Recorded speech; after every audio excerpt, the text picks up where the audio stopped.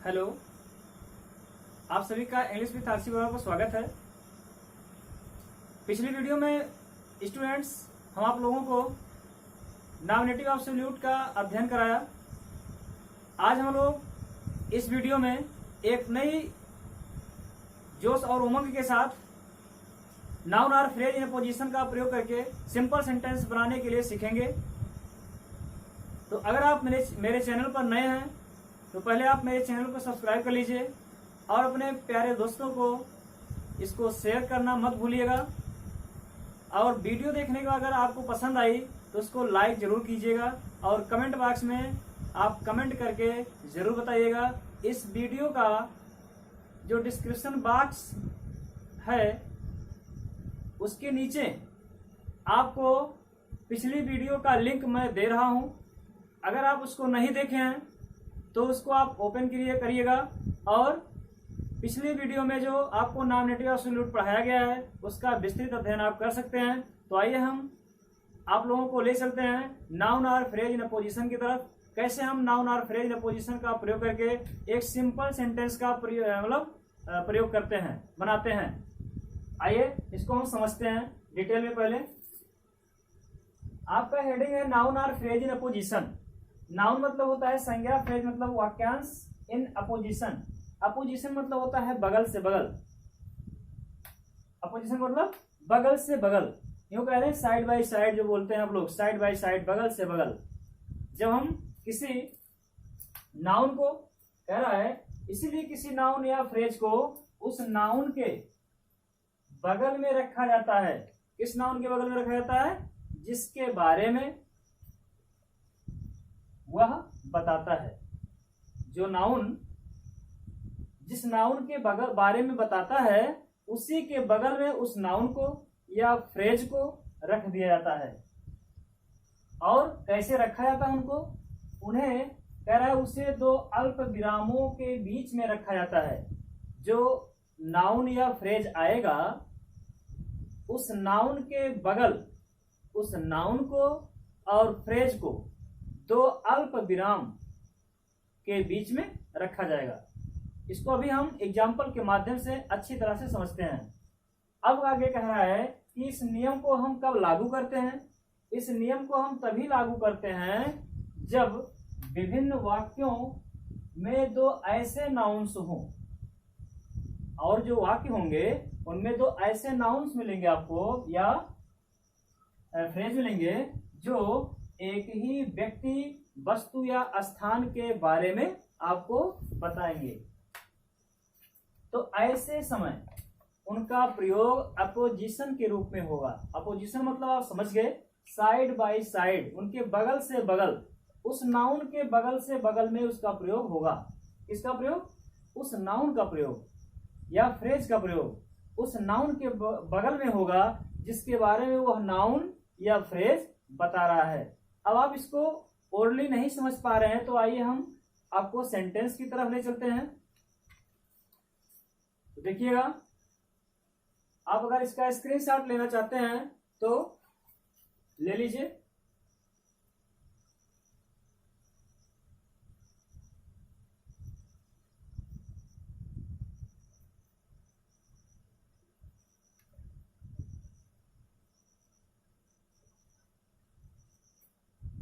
देखिएगा, मिटा रहे हैं इसको हम।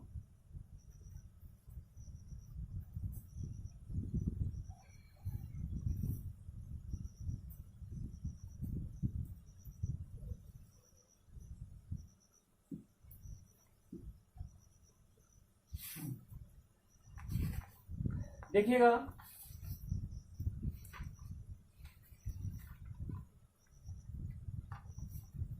सेंटेंस आपका है एग्जाम्पल का,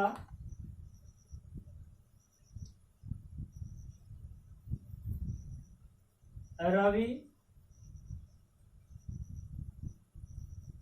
was the best boy in the class.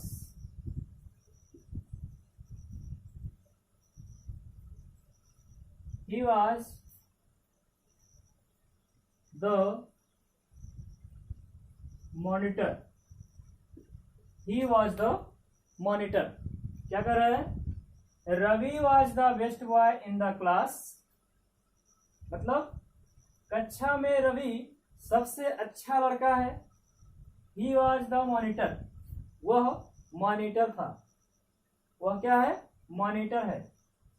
अब रवि, देखिए यहां पर हमको ये सिंपल सेंटेंस बनाना है, तो पहले हमको समझना होगा कि हम कौन सा रूल फॉलो करें।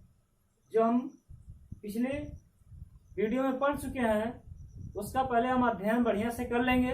इसके बाद देखेंगे हम कि इस सेंटेंस में कौन सा रूल हमको लगाना चाहिए।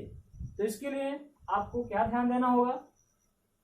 जो आपका नाउन है रवि, रवि के बारे में बार बार चर्चा किया रहा है। कुल मिला के ये कहिए, जब किसी नाउन के बारे में बार बार चर्चा किया जाए, एक ही नाउन मतलब चाहे व्यक्ति हो, चाहे वस्तु हो, चाहे स्थान हो, उसी के बारे में अगर अन्य वाक्यों में चर्चा किया गया है तो वहां पर आप नाउन और फ्रेज इन अपोजिशन का प्रयोग कीजिए। कैसे होगा? जिस नाउन के बारे में चर्चा किया गया, जैसे रवि है तो रवि क्या है? द बेस्ट बॉय है। कहाँ का? In the class. Ravi the best boy in the class, class में सबसे अच्छा लड़का है। और क्या है? वह मॉनिटर भी है।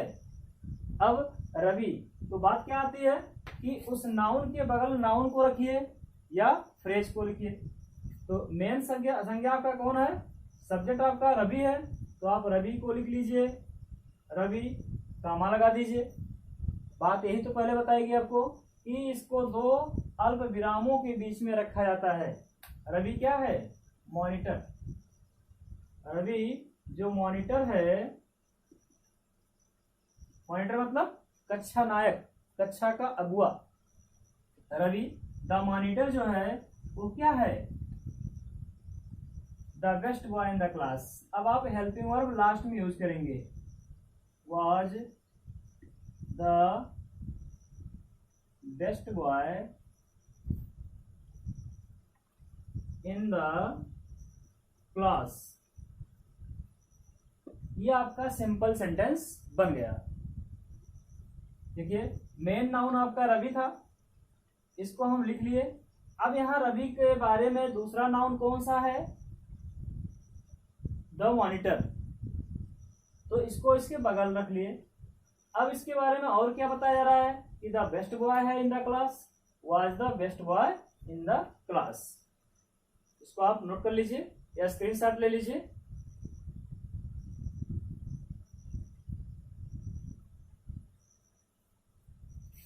दूसरे एग्जांपल की तरफ चलते हैं।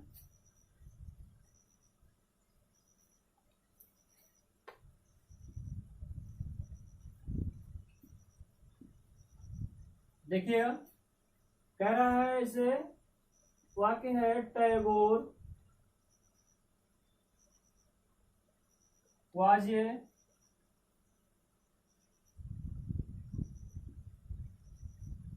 Great poet of Bengal.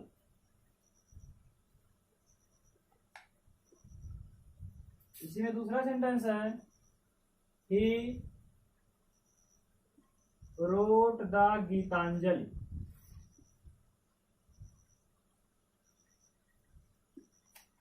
He wrote the Gitanjali. क्या कह रहा है? Tagore was a great poet of Bengal. Tagore Bengal का एक महान कवि था। ही रोट द गीतांजलि, उन्होंने गीतांजलि लिखा। गीतांजलि एक पुस्तक है, वो गीतांजलि रविन्द्रनाथ टैगोर ने लिखा था। अब बात आ रही है, हमको सिंपल सेंटेंस बनाना है। दो सेंटेंस हैं, किस नाउन के बारे में बताया जा रहा है? बार बार यहाँ पर टैगोर के बारे में बताया जा रहा है, तो टैगोर आपका मेन सब्जेक्ट हो गया। इसको आप पहले लिख लेंगे, टैगोर। टैगोर लिखने के बाद आप कामा लगाएंगे। टैगोर क्या है? A great poet, a great poet of Bengal. क्या है? A great poet of Bengal. ये क्या है आपका? नाउन है या फ्रेज है? ये फ्रेज है। फ्रेज को हम कैसे जानेंगे? जब दो से अधिक वर्ड किसी संज्ञा के बारे में बता रहे हैं, मतलब जो फ्रेज होता है दो से अधिक शब्द, दो से अधिक शब्द जो होते हैं वही फ्रेज होते हैं। तो ए ग्रेट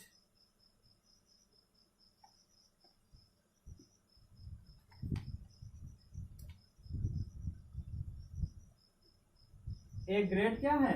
पोएट। कहाँ के? बंगाल के। अब फिर कामा लगा दिया हम। अब इन्होंने क्या काम किया था? रोट।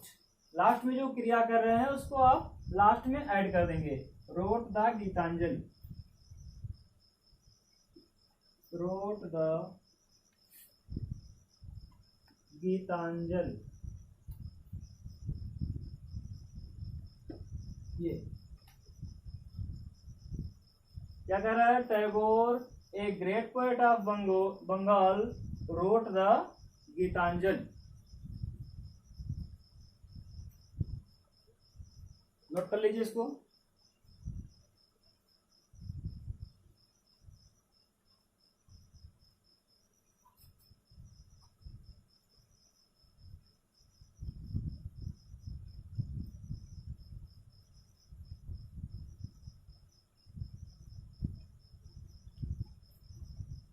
इसको हम मिटा रहे हैं, देखिएगा प्यारे स्टूडेंट्स। अगले एग्जांपल की तरफ चलते हैं।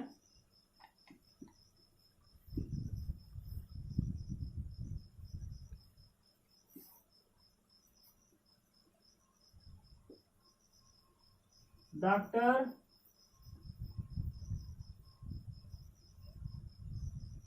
Radha Krishnan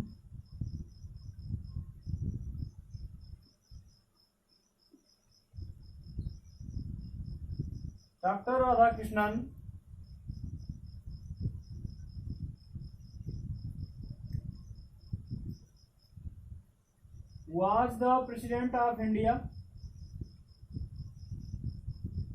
was the president of India. Doctor Radha Krishnan क्या थे? President of India. और वो एक ग्रेट फिलासफर भी थे। He was a great philosopher,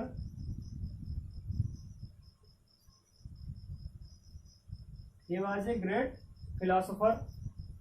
कह रहा है doctor Radha Krishnan was the president of India. Doctor Radha Krishnan Bharat के क्या थे? राष्ट्रपति थे। He was a great philosopher, वो एक महान दार्शनिक भी थे। फिलासफर मतलब दार्शनिक होता है। अब हमें इसको सिंपल सेंटेंस बनाना है, तो नाउन और फ्रेज इन पोजीशन का प्रयोग करके हम बनाएंगे। डॉक्टर राधा कृष्णन आपका मेन सब्जेक्ट हो गया। इनके बारे में क्या बताया गया? ये क्या है? प्रेसिडेंट भी हैं और क्या है? फिलासफर भी हैं। अब आप जो दोनों फ्रेज को देख रहे हैं, ये तो आपका फ्रेज है। एक फ्रेज यहाँ है और एक फ्रेज यहाँ है। दोनों को किसी को भी आप आगे पीछे लिख सकते हो। तो डॉक्टर राधा कृष्णन पर लिख लीजिए।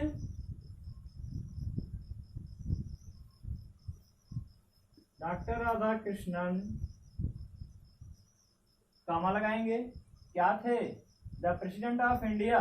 चाहे इसको पर लिखिए चाहे एक ग्रेट फिलासफर पर लिखिए, दोनों सही है। Doctor Radha Krishnan the president of India,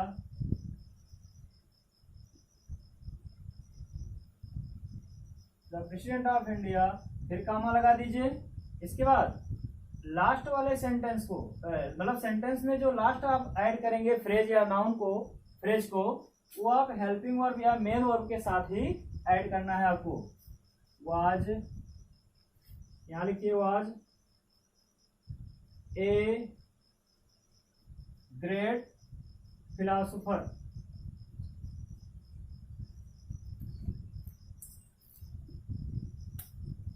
प्यारे स्टूडेंट्स, आपको ये तो अच्छी तरह से समझ में आ रहा होगा। अगर कहीं आपको कोई भी जरा सा दिक्कत होगा तो आप मुझको कमेंट बॉक्स में जरूर बताइएगा। इसको नोट कर लीजिए। इसके बाद एक एग्जांपल और देंगे आपको, जिससे आपको वीडियो अच्छी तरह से समझ में आ जाए, कोई आपको दिक्कत ना हो समझने में।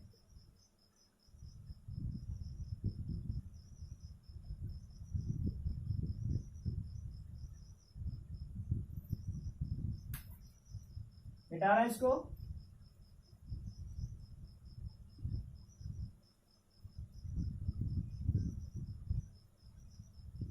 अगला सेंटेंस देखिएगा, जैसे आपका है Mahatma Gandhi,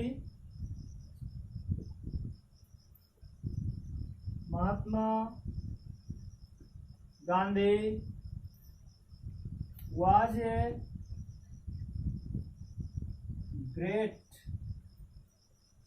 a great leader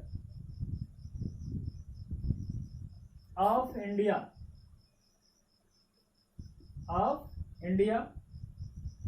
क्या है, Mahatma Gandhi was a great leader of India.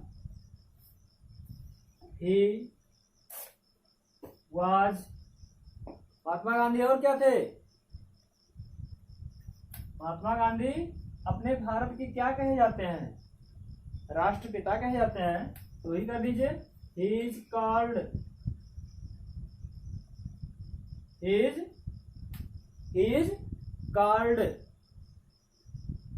क्या कहे जाते हैं, father of the nation, father of the nation.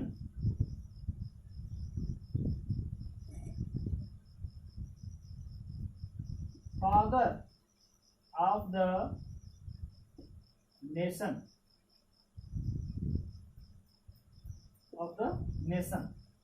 राष्ट्रपिता, फादर ऑफ द नेशन मतलब राष्ट्रपिता कहे जाते हैं। अभी कहे जाते हैं, मेरा Mahatma Gandhi was a great leader of India, Mahatma Gandhi Bharat के एक महान नेता थे। He is called father of the nation, वे राष्ट्रपिता कहे जाते हैं। अब इसको हमें सिंपल सेंटेंस बनाना है, तो क्या करेंगे, महात्मा गांधी जो आपका मेन सब्जेक्ट है, इसी महात्मा गांधी के बारे में बार बार बताया जा रहा है। महात्मा गांधी क्या है, एक महान नेता है, और क्या है, वो राष्ट्रपिता कहे जाते हैं। मतलब एक ही नाउन के बारे में जब बार बार चर्चा हो, तो वहां आप समझ लीजिए कि नाउन और फ्रेज इन पोजीशन का प्रयोग ही होगा। तो महात्मा गांधी,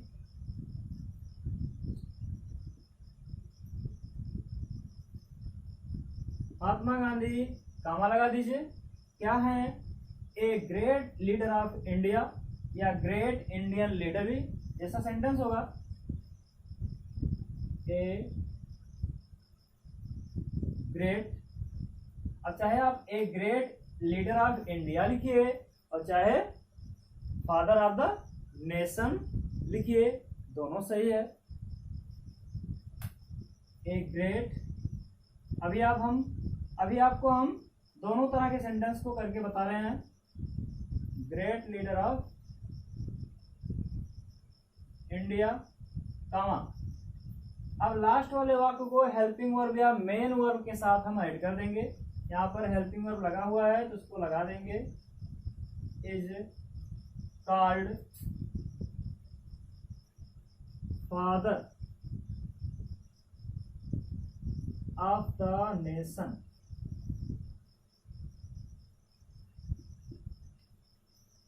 चाहे इस तरह बनाइए या इस तरह बनाइए, Mahatma Gandhi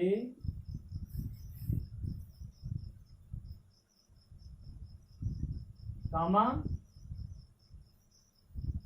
father of the nation, जो राष्ट्रपिता हैं,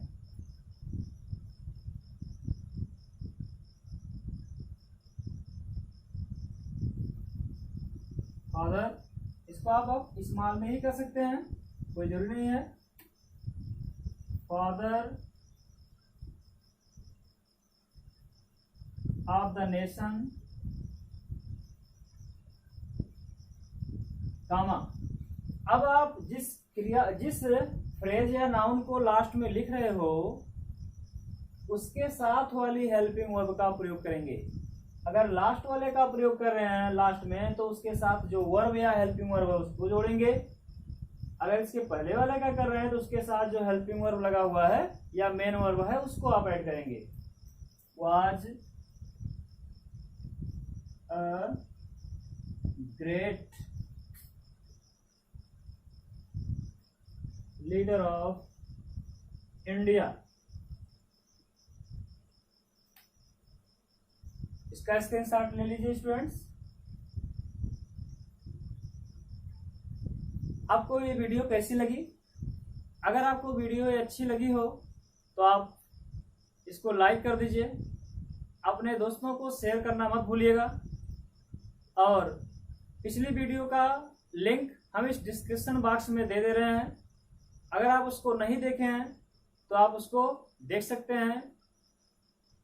और मेरे चैनल पर अगर आप नए हैं तो इसको सब्सक्राइब कर लीजिए और हमको आप मोटिवेट करते रहिए, जिससे मैं आप लोगों के लिए उत्साहित होकर अच्छी वीडियो लाता रहूं। धन्यवाद।